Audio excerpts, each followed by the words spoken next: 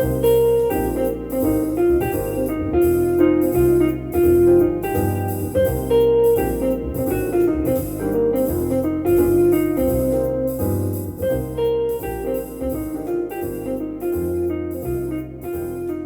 friends. Welcome back to the Death with Dignity podcast, episode 9. Kim Callinan is the CEO of an advocacy organization called Compassion and Choices, or CNC. CNC advocates for legislation regarding medical aid in dying and are recognized as the largest nonprofit advocacy group in the country related to medical aid in dying.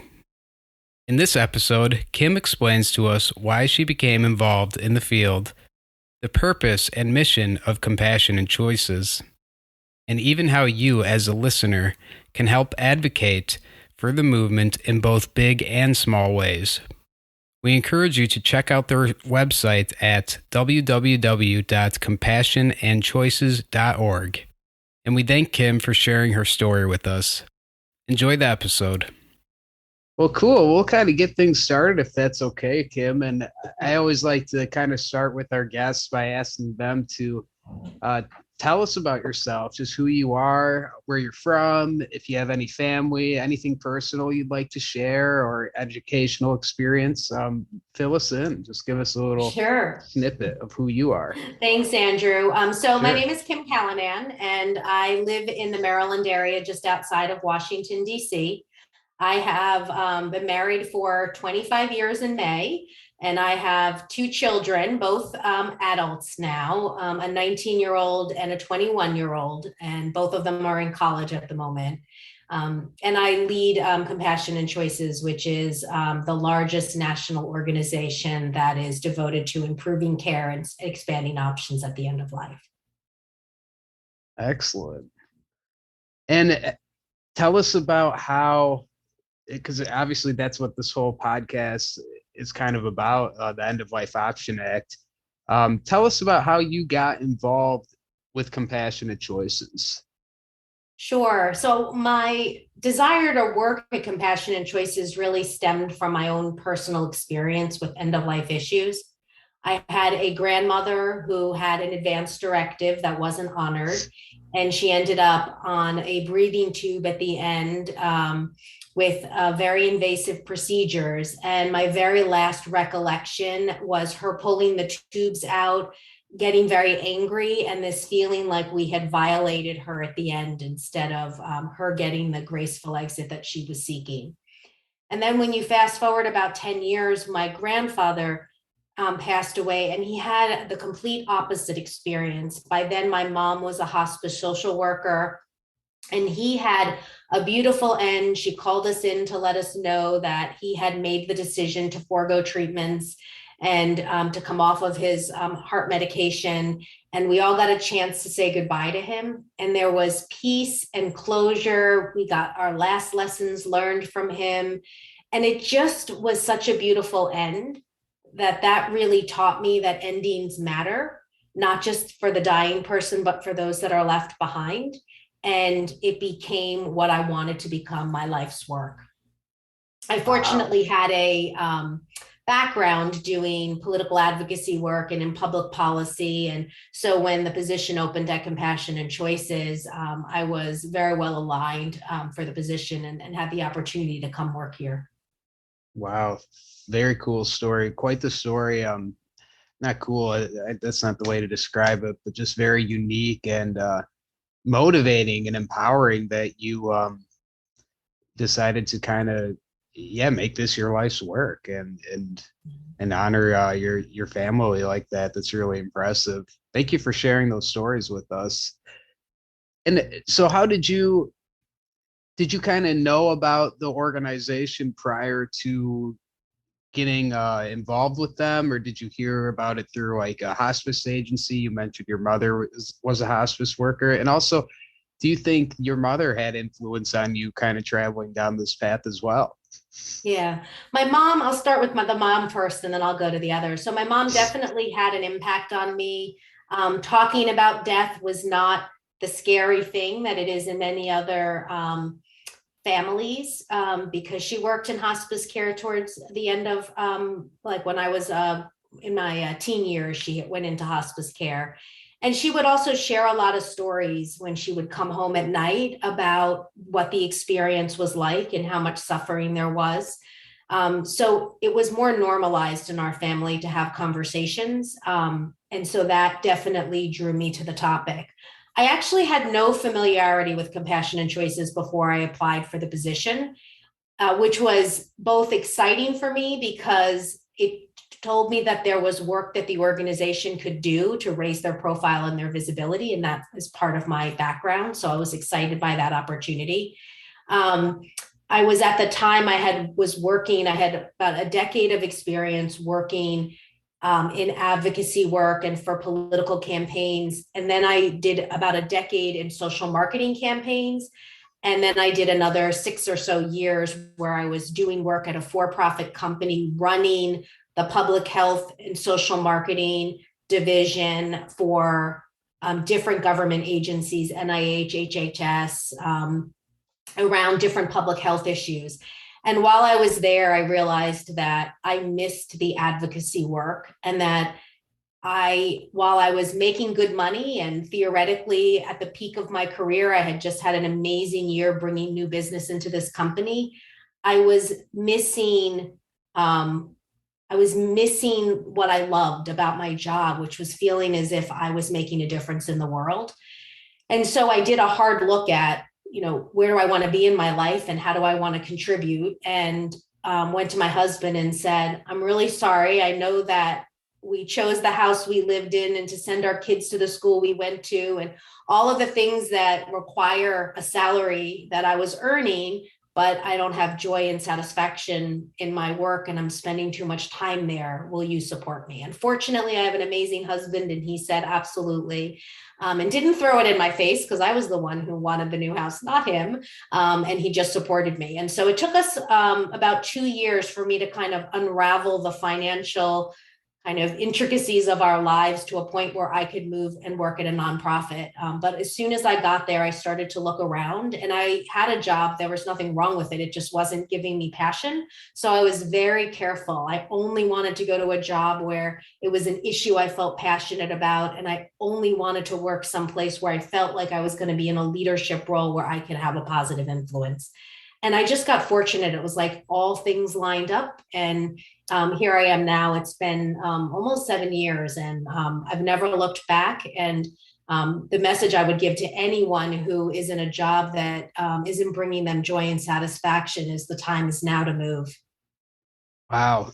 Okay, now that's a cool story. That's where I'll use that description. Very cool and just impressive that you were willing to take that risk and kind of just strip yourself down and reevaluate what makes you happy. And it takes people like you to be in this role to make progress and advocacy. And that's just impressive to kind of almost do like a complete 180 with your life. And the fact that your family was so supportive, very, very, very good stuff. I wanted to go back a little bit. You mentioned your mom and her role as a hospice worker, and it's evident that you and your family seem very comfortable about the topic of death and likely, aid in dying. As you have worked in this field, do you feel that working with other families and even just colleagues, do you feel that that is a similar trend, or do you think that it's more of a taboo subject for people and for families to kind of talk about death and just, I guess, what to expect?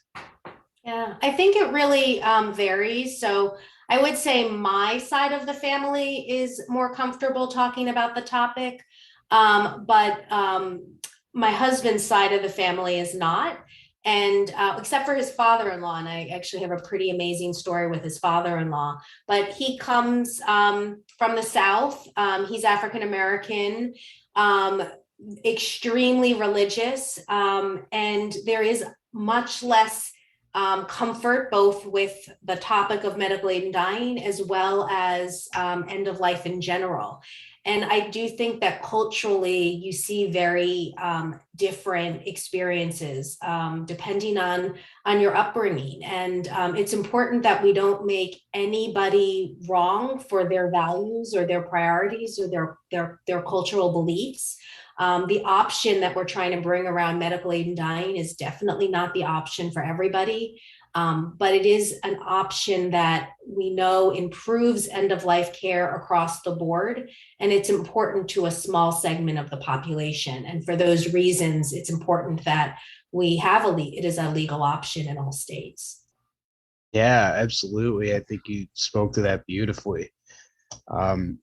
It's an opportunity to celebrate having that choice, and like you said, it's not for everyone, and that's okay. But I think for some people, it's certainly an opportunity. Now, tell us a little bit about your role within Compassionate Choices. It sounds like from working and talking with you and some of the people within the organization, it's quite a national kind of movement or organization. Can you tell us about how you guys operate across the U.S. and how your role or how you act in your role? Sure. So I came to Compassionate Choices about 7 years ago, and I started out in the role of Chief Program Officer, which is the number 2 position at the time, leading all of the programs across the country. And feel really fortunate because I got to work under Barbara Coombs-Lee, who was in essence the founding CEO of the organization, and she had really been with it from the very beginning, building it up for at that point about 20 years. And so I got the chance to kind of learn the issue under her tutelage. And they hired me because I had an extremely strong background in advocacy and managing large organizations. And they were really looking at the time, we were just starting to become a national organization and a national movement. And we had an infusion of cash. And they were trying to figure out, okay, we're in a handful of states. How do we take this national? And so they brought me in for my management experience, and it was an opportunity for me to really grow and learn the issue under the kind of preeminent expert at the time. And so it was really fortunate. I came in right away. There was an amazing group of talented staff that were in place. And I was able to help work with them to move from a much more regional focus to national. So it was right as Brittany Menard, I think you had Dan Diaz on one of your podcasts, is that right? Correct, yes. Right as Brittany Menard had come forward and shared her story. We had a campaign in California to authorize the option. And at that moment, there were only 5 states that were authorized. And you were seeing really, really slow momentum kind of taking place across the country. And Brittany was an opportunity like nothing the organization had ever seen, and kind of all things lined up. So we were able to take it national. We went from legislation in 7 states to legislation in 26 states, like overnight. It was like all of a sudden, everybody wanted to introduce legislation. And we had been this fringe issue that nobody wanted to talk about. And now we were getting phone calls from lawmakers that were like, we want to, do this. How do we do this? Help us. And so if you think about an organization, I mean, that's like huge change for an organization that's used to working in a couple of different places. So we really had to kind of model what I had worked at Emily's List before that, and worked for as a consultant with a number of large national advocacy organizations. So we had to kind of mirror a model with a regional structure in place to address those issues, be able to figure out how do you build tools so that we're not so focused on one state, but how do we build tools that every state can benefit from, but at the same time, recognizing that organizing is local. And so we do organizing local. So we kind of built out for the next couple of years our infrastructure, and had to build out both. We had an infusion of cash, but it was a short-term infusion. So we had to build out both resources as well as the programmatic areas. And it was an incredible opportunity. And I feel so privileged by the team that works at the organization. I have never worked with such smart, compassionate individuals. And it's also a testament to the volunteers that are out there and our storytellers, of which I know that you have recently joined to become one. So thank you for that. Brittany kind of came out and shared her story, and she transformed the movement, but it has taken hundreds of other people to carry the torch, because it is only with the courage of a terminally ill individual that we are able to demonstrate to lawmakers why this matters. And without them, they don't really care about what I have to say. They don't care about what other policy experts have to say. It's individuals from their community whose voices help to communicate why this matters.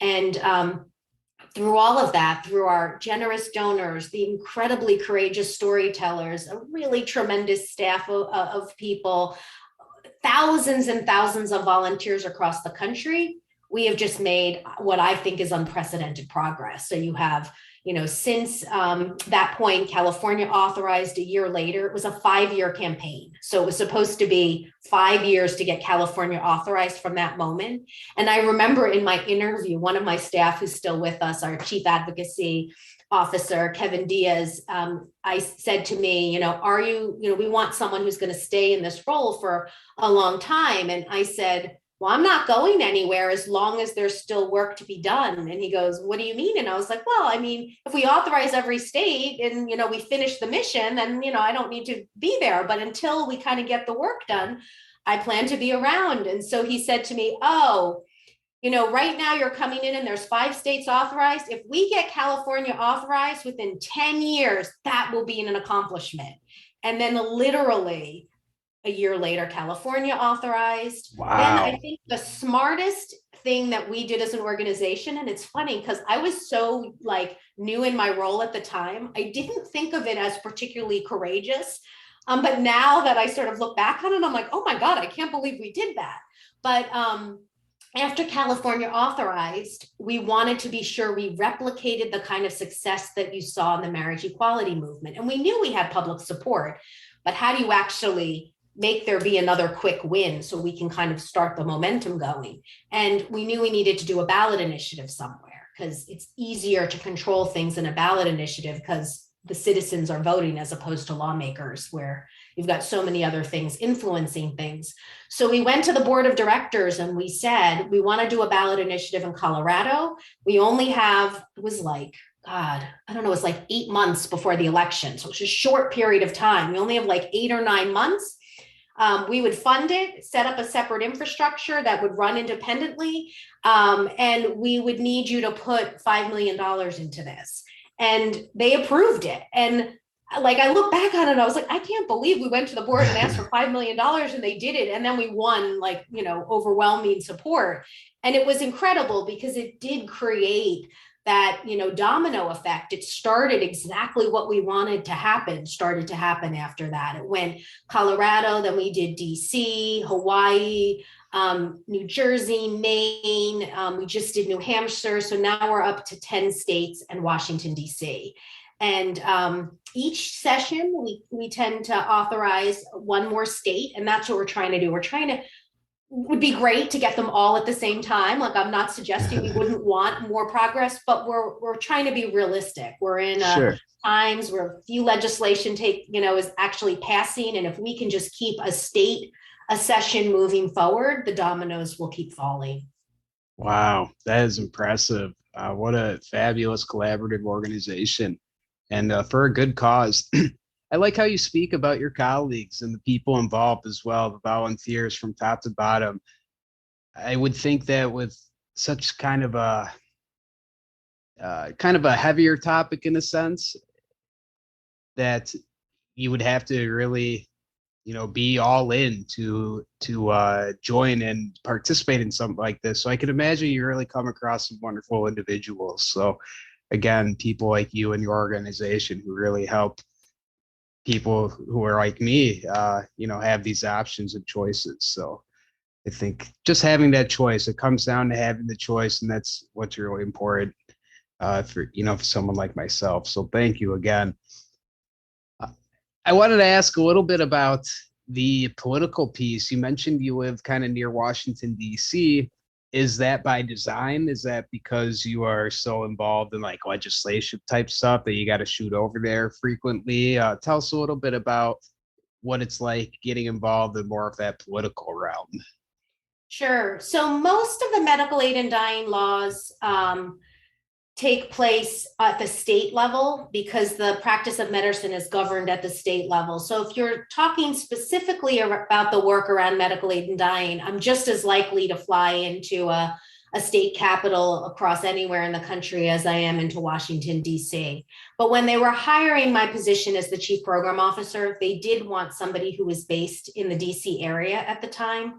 And that was because the organization doesn't just work on medical aid and dying. We also work across ensuring that people have the full spectrum of end of life options. And one of the important things we do is work at the federal level to ensure that we are helping to address the inequities in end of life care that exist, helping to ensure that people have access to hospice care and palliative care, that we improve, training for physicians. And that's all work that can take place at the federal level. And we were just starting to build that portfolio of work out at the time. And so they were looking for somebody in DC. I also think it's quite common for national organizations to have a DC presence. That's just sort of where things are.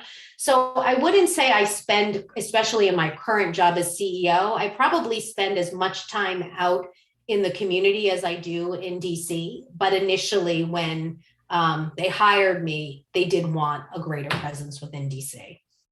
It's very astute. The other thing that I will just add back to the comments that you were saying before about how I must meet some really tremendous people. And I just want to underscore that. I really do. And I remember when I first was talking to my husband about, do I want to take this job and what would it be like? The only concern that I had was how hard it would be. Like, did I think it would be hard or like depressing to work in the space of end of life care where you're constantly talking about death?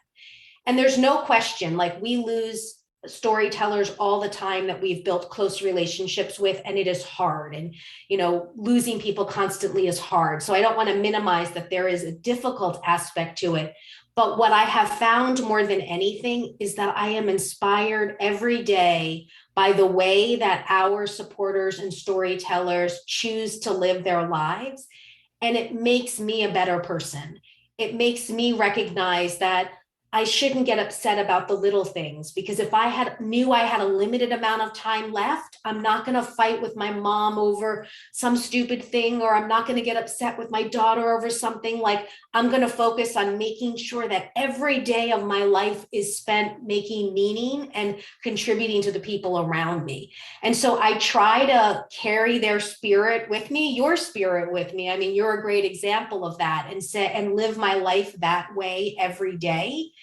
And so I feel like it's been a gift, because I feel like I have so much more joy in my life than I otherwise would have if not for the gift of our storytellers. So thank you to you, because the fact that you are facing a terminal diagnosis and you chose to start a podcast and to use your voice, I mean, that's tremendous. And you have limited time and you're still giving back to people and to society. And that for me is hugely inspiring. So thank you for what you do.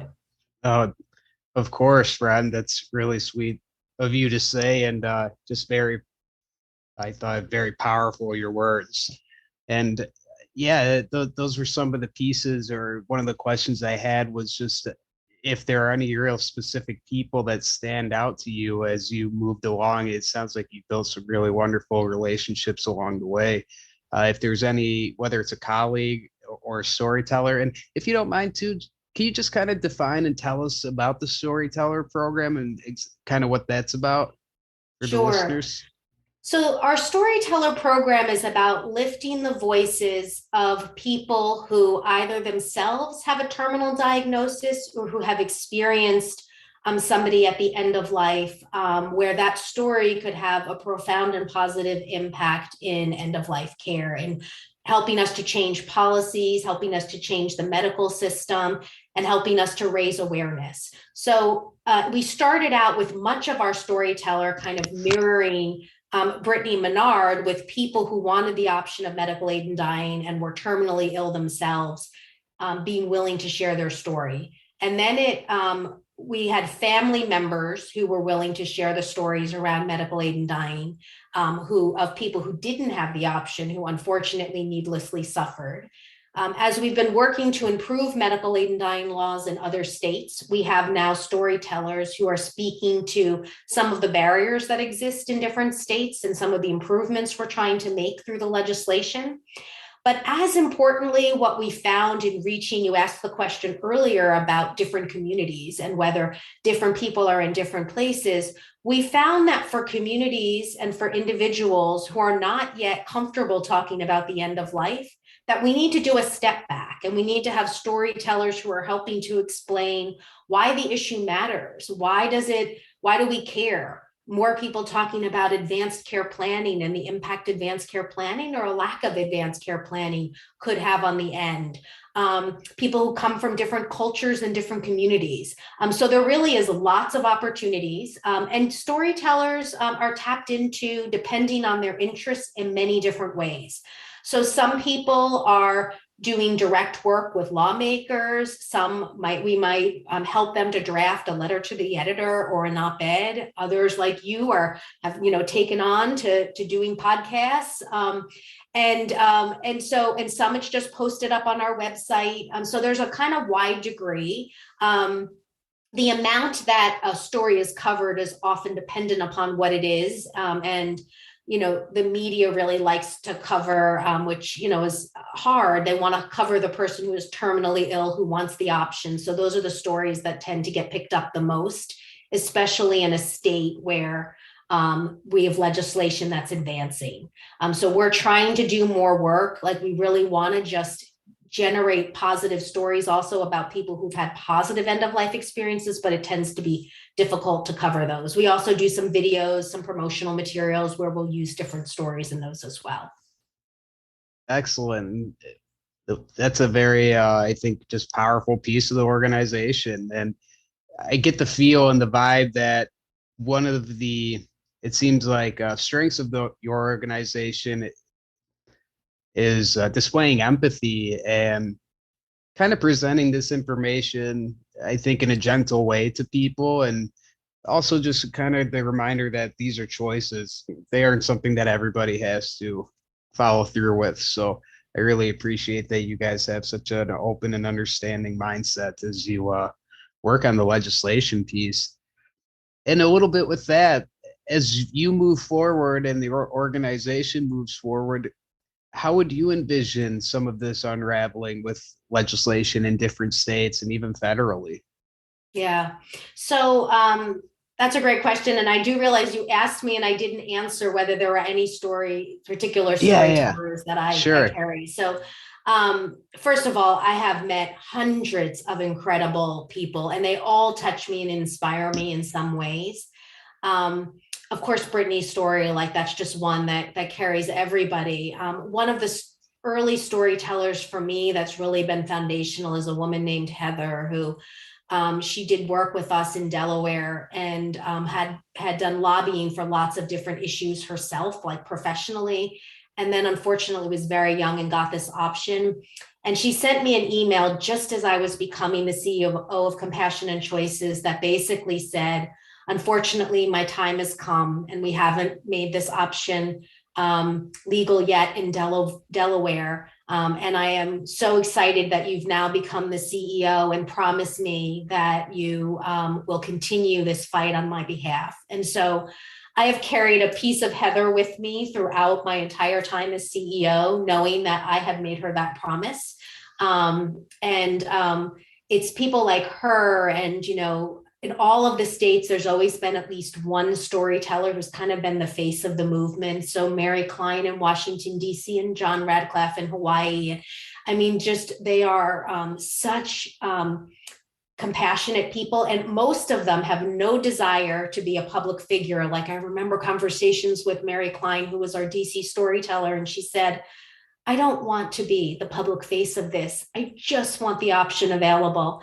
And she kept trying to not be the public face, but we couldn't break through with legislation. And then after we authorized and we moved to implementation, we couldn't get doctors to participate. And finally, she was like, if the only way that we can get a doctor to participate is for me to be the public face, I'll do it. And We promoted it right away, and we had like 8 doctors come out of the woodwork right away, and she got the prescription and it opened it up for everybody. But it both demonstrates the courage of these people, the power of the storyteller, the humility, and so they all touch me in some way. But those are just a couple of that have really left a mark on me.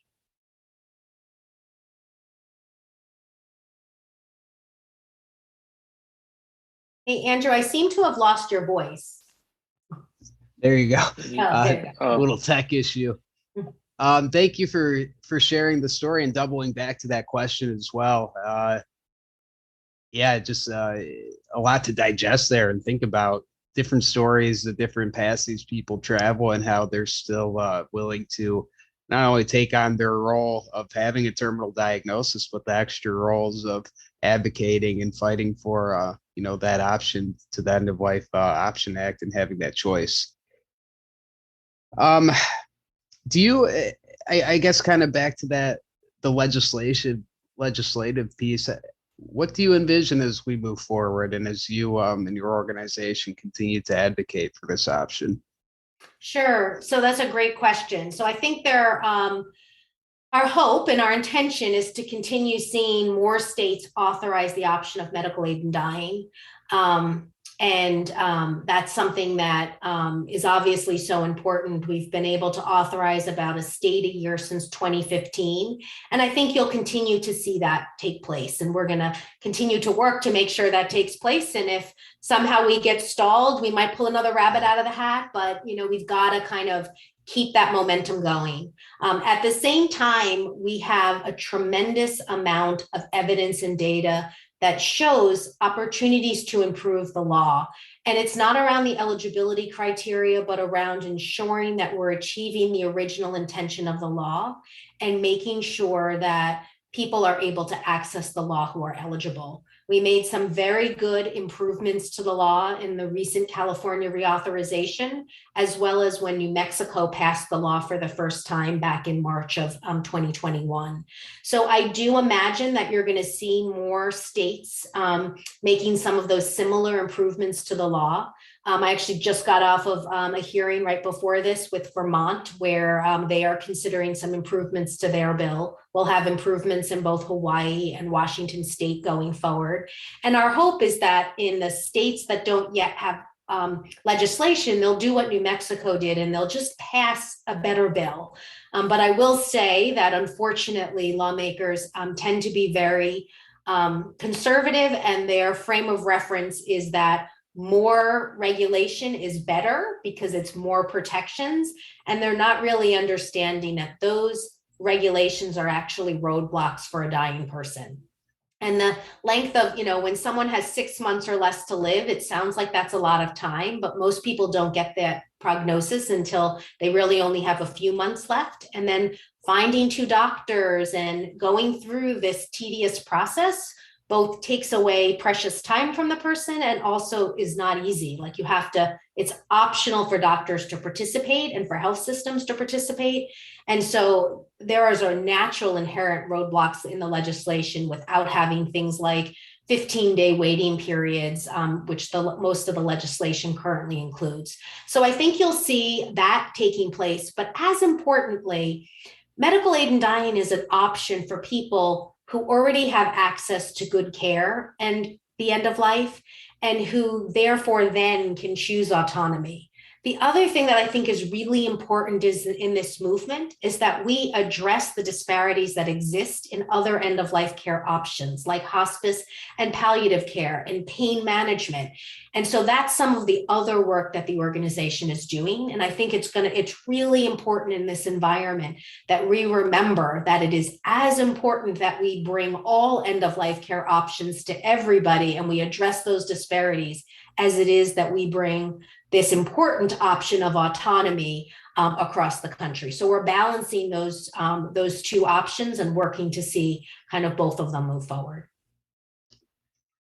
Yeah, that's impressive, or a lot on your plate there for sure. But it seems like you guys are covering every aspect of this topic, which is again very impressive. Do you think that moving forward, or I'm sorry, let me back up. It almost seems like there are like seasons of when this topic becomes more relevant, and maybe it's by different regions or different areas. You're mentioning how it seems like there's that trend of every year there's a different state that passes the some sort of legislation. So can you speak a little bit more to, I guess, to that trend and getting others involved, storytellers involved and such? You mentioned that it seems like there just needs to be that little extra push, I guess, at times to get the legislation maybe moving in a better direction.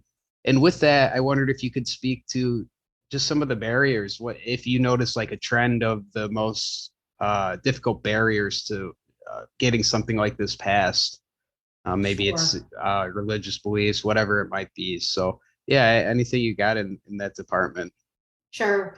So these are such good questions. So legislative sessions are vary by state, but they typically are kind of the busiest season in most states. It's kind of January to March, April, or May.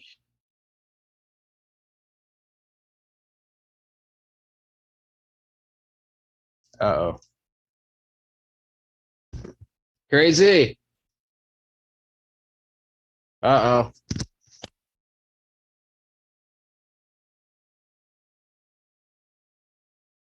Massachusetts are year-round legislative sessions, so those go all year round. But most of the states, it's kind of January to March, April, May, somewhere in there is when legislative session takes place. In terms of the topic of death, obviously people die all the time. The holidays are often a time where that hits hard for people that have lost a loved one. So you might see that topic coming up around the holidays. We often talk about Thanksgiving being a time when people can come together, be thankful for their loved ones, and do end of life planning. So sometimes you might hear more about end of life planning around Thanksgiving, but I do think it's sort of a year round thing. In terms of the moving legislation forward, as is the case with every piece of legislation, it takes a kind of confluence of factors to pass a piece of legislation. It is easier for lawmakers to do nothing than it is to pass legislation. So their default mode is let me do nothing. And they get thousands and thousands of pieces of legislation that are considered. And depending on the state, it's 1 or 2% that might actually pass. And if you look at the really, really polarized times that we're in right now, you're seeing even fewer pieces of legislation pass. And then you're seeing lawmakers only want to pass legislation that has to do with COVID because we're in a period of crisis. So all of those factors are kind of playing, and it's actually a miracle that we got New Mexico passed kind of in the midst of COVID. When you sort of think about all the factors that were taking place then, very little was taken, California as well. But I think, well, people who have COVID are not able to access the option of medical aid in dying. What COVID did do for this issue was demonstrate that medicine cannot relieve all suffering, and that that the importance of having that option and having that available to somebody who's dying is real and important. And so I think in that way, it did help to elevate the issue and keep us relevant at a time where it's really hard to get legislation passed. In terms of what we're up against in most states, and I would say in all states really, the Catholic Church and evangelical Christians are the biggest opponents to medical aid in dying legislation across the country. And they're opposing it based on their own ethical and moral values, where they see it as being equivalent to suicide. The reality is that medical aid in dying and suicide are entirely different. The National Association of Suicide, or American Association of Suicidology, has created the distinction. All of the laws create the distinction. The American College of Legal Medicine creates the distinction. Somebody who wants the option of medical aid in dying desperately wants to live. They have a disease taking their life, and they're simply choosing the manner in which they will die, as opposed to someone who's suicidal, where there are treatment options that could be applied and provided to them that could potentially relieve their suffering and allow them to live a long life. That option's not available to somebody who's choosing medical aid in dying. And so, but the Catholic Church is morally opposed to it. They are very powerful. They have an extremely, extremely strong lobby, and they're well funded. And so we've got sort of, while we're the largest national organization, and we've got a reasonable sized budget. If you compare us to the Catholic Church or to all the many entities of political advocacy organizations that are on the side of the Catholic Church, we're like a little peanut in comparison. And so what we have on our side is powerful grassroots momentum and courageous storytellers. And we're on the right side of the issue, and those things are balancing it out for us, but it doesn't make it without a significant obstacle. We also see obstacles from, in some places, not all, but in some places, some in the disability community are concerned about abuse or coercion, and it's understandable. They have had systemic inequities against them with people devaluing their lives. What the data shows is that with the option of medical aid in dying, it's far more transparent than other end-of-life care options. So it actually makes it much less a chance of abuse or coercion. People are requesting the option themselves multiple times. It's all out in the public. Whereas with other end-of-life care options, it's a third party, like a doctor, choosing palliative sedation for the patient. There's far greater risk of abuse or coercion. That said, there's concern among some within the disability community, not people with disabilities. And I would say that's the same with the Catholic Church. It's not when you survey Catholics themselves, it's the leadership and the hierarchy within those industries. So those are kind of the two biggest opponents to the legislation. And then I would say there used to be a third within medicine, but that's really neutralized in the last 6 or 7 years. And now you really see the majority of doctors who believe the option should be available to their patients. You're seeing a growing number of medical societies dropping their opposition and adopting either neutral or supportive policies, recognizing that patients want a voice and a choice in the kind of care they receive.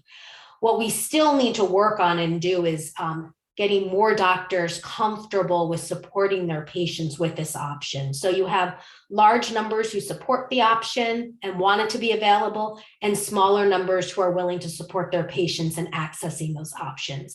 And that's, I think, just part of that sort of adoption of this as a standard medical practice. We're making good progress, and considerably more work needs to be done, but they don't tend to be as much of a problem within legislatures as they used to be. That's more of work to be done within the implementation of the laws. Okay, very good, very well spoken. To that question, great answer. Kind of pivoting in a sense, this is more of like a scenario. I was reading a newspaper article. I think it was might have been the LA Times or the San Diego. It was probably the LA Times, but it was about a woman, I believe, with ALS who qualifies for the end of life option act, and she was in a particular situation because she was very of sound mind. Physically, her body was deteriorating. She wasn't emotionally in a place where she was ready to use the medication, but she's also kind of balancing that line where she might physically not be able to use the medication. And obviously that's a very difficult situation. I wonder if you could talk about that scenario, or do you ever anticipate like any sort of legislative safeguard or something for an individual who might be in that situation where they are in sound mind, but maybe physically, maybe like they're paraplegic or something? Because part of the I believe the bill here in California is that the individual actually takes and administers the medication themselves. Yeah, so I think there's a little bit of confusion around what the law actually calls for. The law does allow a person to have assistance in taking the medication. And when you look across the data, people with ALS are like second to cancer in terms of who uses the option. So all that the legislation requires is that the person is taking an affirmative action towards being able to, that it's their choice in the end. So you do have the option of rectal catheters. You do have the option. There could even be the option of assisted technology that, could be used if, someone who is disabled is using an eye gazer. But Sure. a safeguard that's in place that I think is an important safeguard is knowing that it is the person who's taking that step in that act versus a third party performing that act on behalf of somebody else. And that's a safeguard that I think is important to the disability community themselves. We've heard from members of the disability community that that is the option that they want. And it's also kind of what has been necessary here in the United States to be able to get the laws passed. Okay. Thank you for clarifying that and sharing that answer. How can like an average individual become involved with something like Compassionate Choices? You mentioned you have a lot of volunteers who are involved. What would, yeah, exactly that. Just how can people get involved? Someone who's listening to this podcast, they decide, hey, like this seems like a cool group to help join and advocate for. What can I do to get involved? What would you suggest to them? Thanks, Andrew. It's a great question, and I'm glad you asked it because we definitely want more people getting involved. The easiest way to get involved is to go to www.compassionandchoices.org. You'll see a section on our website that says take action, and the person can then sign up to be a volunteer. And we'll then reach back out to them and get them connected depending on what their interests are. There are lots of ways to volunteer. You can volunteer in your local community, giving public presentations. You can volunteer doing legislative advocacy work. We obviously have our storyteller volunteers that we've talked about. We've got medical doctors that volunteer, nurses, all kinds of clinicians. We have leadership councils representing different communities. So there's lots of different ways to get involved. We are definitely a people-driven movement. None of this, of our progress would be possible if it was not for individual people. And so I encourage you. The other thing that's important is people can get involved in small or large ways. So we have some volunteers who've literally led major efforts to get like health systems to adopt supportive policies in their communities, or to get a medical society to adopt a policy, or who are intricate to the legislative efforts. And then we have other people who are just on our listserv, and they might take an action and call their member of Congress or their state legislature, or, write a letter to the editor. It might be like an occasional thing for them. But all of, however someone decides to engage and get involved with it, the accumulation of all of those acts are what gives us the power that we have. And then, of course, people can also contribute because we are 100% kind of run on donated funds. And that's another easy way that someone can make a difference in this issue. All right, cool. So it seems like really there's all sorts of different levels of involvement. So for people who are listening, if that's something you're interested in, you know what to do now. That's awesome, Kim. Thank you for sharing that. And I got just a couple more questions here. The first one is just really to open it up to you. If there's anything else you'd like to share about the topic, or anything you really think we should know or the listeners should know, we'd love to hear it. And then I also like to send it over to Hasban. He usually has some real good questions towards the end of these discussions as we, kind of work together. But yeah, is there back to that first one real quick, anything else you would like to share with the listeners?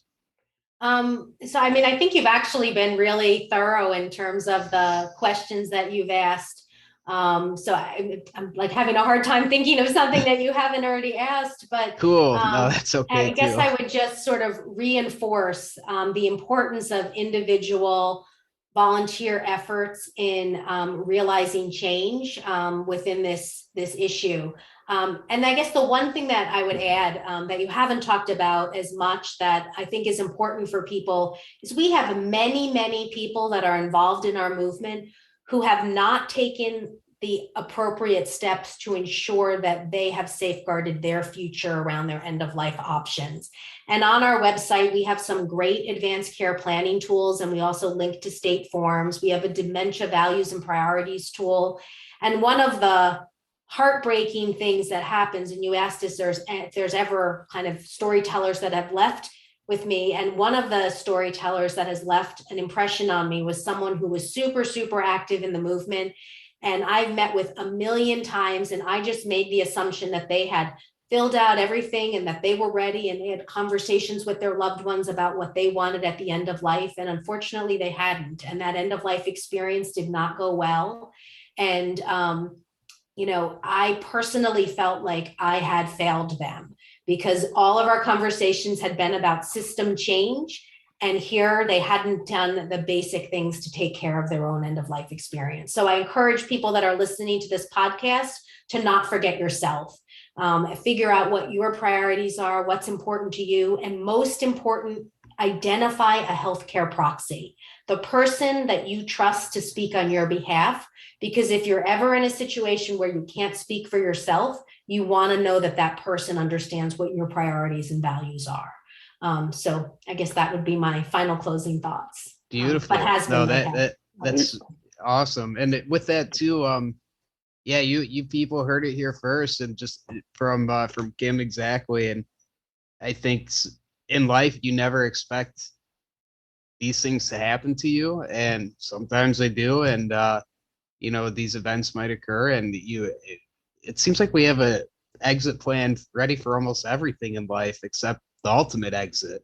So I think certainly what you just said is so valuable and important. Thank you for sharing that. And Hasban, I know you've got a couple gems lined up, so I'll send it over your way. I really enjoyed hearing you speak, Kim. I felt like you both had a thorough conversation. I thought I knew a lot about the subject, and just learned so much more. Even that last part about they don't have to do it themselves; they just have to affirm that they want to do it. But one thing I've been thinking about is we talk about the fact that everybody has to go through death at some point, and everyone's going to face it. So I would think this issue would be bigger and louder, but it seems like such a niche issue, and it doesn't make sense to me. Then I started thinking about it.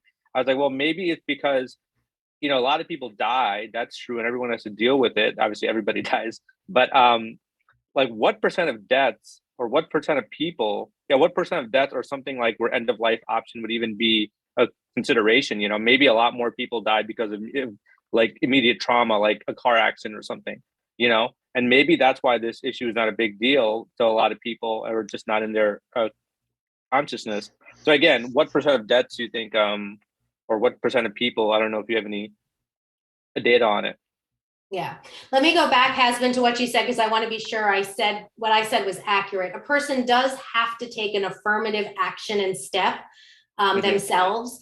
But somebody can assist them with holding the cup. So they may have to sip out of a straw, as an example, might be their affirmative action. Or I don't know anyone who's done it yet, but you could see using assisted technology like an eye gazer. So it's some type of an affirmative action. Okay. They do have to be doing it themselves. So I didn't want to leave a misperception if I had for sure. that clearly. Thank you for clarifying. In terms of how many people, I'm not sure that I know the answer to. The vast majority of people are dying, from some type of a terminal disease. So I do think that this as a topic is a topic that's relevant to a lot of people. We know that only a small number of people choose the option of medical aid in dying. So in the states where the option exists, it's fewer than 1% of people are choosing the option, but large percentages of people want the option available and get a peace of mind simply knowing that exists and that it's available to them. I think that the reason that this topic doesn't elevate as high is because there's this false kind of belief, if I don't talk about it, it's not going to happen to me. And that you delay conversations and maybe it won't happen in some way. And it's not people are here and they want to live. And of course we want to live. I want to live. And so I think it's just, if you think about procrastination in general, people tend to procrastinate things that they don't like. It doesn't feel like this is going to happen to you anytime soon. And then it's a little uncomfortable talking about it. And then you try to raise it with someone and they don't want to talk about it. And so it's just kind of gets into the pattern of doing nothing. But we did see during COVID, when this issue was front and center and people were seeing loved ones die catastrophic deaths by themselves, we got an increased number of calls happening to our hotline with people saying, what kind of steps do I need to take? And so I think when people are in the face of it, they are more likely to take steps. And I also think we have some different generational differences. And this younger generation that's coming up, they are really, really different. My daughter, and it's not just because she's my daughter, because I see it in all of her friends too, and you read about it when you read about the literature. They are just far more comfortable, like saying it as it is and talking about it. I think they're also experiencing more death. Like a lot of us, Atul Gawande talks about this in his book, societies that experience a lot of death regularly, it's our talk about it more, but we only experience death once every 40 or 50 years. It's become, because we live life so long and we've become so good, that most people aren't experiencing it, fortunately. So I think that both you're going to see this change as you have baby boomers retiring, they're watching their aging parents, they're contemplating their own mortality. You've got this younger generation who's really pushing for kind of a different kind of experience, not just at the end of life, but just across the board. So I think we're sort of at the brink of this being a really different topic in 5 or 10 years. Okay, thank you. Yeah, and you're right. One thing Andrew and I have spoken about is that the catalyst for this could be at any time. Like even we're putting stuff out, like you could see this topic blowing up at any point. And I had just one more question. Just want to clarify something. So Compassionate and Choices Action Network, are you guys associated with deathwithdignity.org? And who are the major players besides you guys in this whole organization? Because it seems like it's a small world. Yeah. So Compassion and Choices is the leading national organization. We're at about $20 million a year now. Compassion and Choices Action Network is our 501c4 organization. We're allowed to do a limited amount of lobbying work through Compassion and Choices. But we are, through the Compassion and Choices Action Network, we can do an unlimited amount of lobbying, and we can also influence elections. So they're two separate organizations. I happen to be the CEO of both, but they're operated separately. We have to file, separate 990s, all of that kind of stuff to keep it all legal. Another one of the major national players in the movement is the Death with Dignity National Center. They are a separate organization. I think they're about a 10th or 20th of our size. They only focus, and I always hate speaking about another organization because I don't want to misstate, so I'd encourage people to go to their website, but I think they primarily focus on Oregon style medical aid and dying laws, whereas we both do and advance medical aid and dying laws, but we're also focused on disparities in care and end of life planning in a much broader scope. And we do both authorization and implementation of the laws. And they'll select like a handful of states. So we partner with them in some states. We're working together in Massachusetts right now. And we'll partner with them in some states as well. But they're a separate organization, but we do try to work with them collaboratively. Cool. Yeah, I think you two seem to be the major organizations that show up when I have looked up the topic. Yeah. But that's all I had. Again, just thank you for your time. Yeah. Thanks. Tim, one last question. What should we expect for 2022? Is there a certain state that you think is going to make that next push to pass some kind of legislation? Yeah, so I think we're expecting legislation in about 15 states this year. I always wish I had a crystal ball and I could say how things will shake up, but I can tell you some of the states to kind of pay attention to and encourage people to sign up on our listserv, because we do give regular updates on our listserv for people that are on it.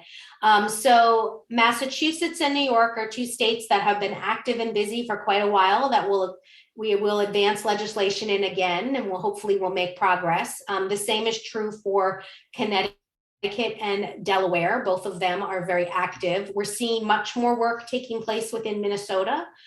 So that's another state to kind of keep an eye on in terms of authorization. Virginia, North Carolina will likely have legislation that's a little bit farther behind. And Nevada has gotten close the past couple of years. They don't have, they have a budget session this year, so there won't be active legislation, but they're one that will have legislation like in the future. And then we'll also see some states advancing legislation to improve their bills. Vermont, who I mentioned earlier, had a hearing today. Washington State will advance legislation to improve their bill, as will Hawaii.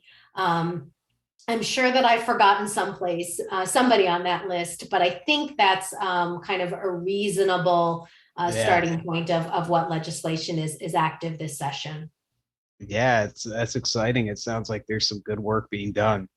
Excellent. And we do have state pages on our website. So for anyone who's listening who wants to know what's happening in their state, you can go to Take Action and find your state and get state updates and sign up for state updates there. And that's sort of the easiest way for someone to keep up to date on their own state, up to date on their own state. Excellent, fabulous information. Well, this is wonderful, Kim. That's kind of all I got in terms of questions. Again, thank you so much for your time, your advocacy, the work that your organization does. Truly impressive, and it certainly helps people in my position and thousands of others. And it's this conversation itself. I'm going to need some time to really reflect on it. There was a lot of wonderful information, and I just really appreciate all the work that you people do. So thank you.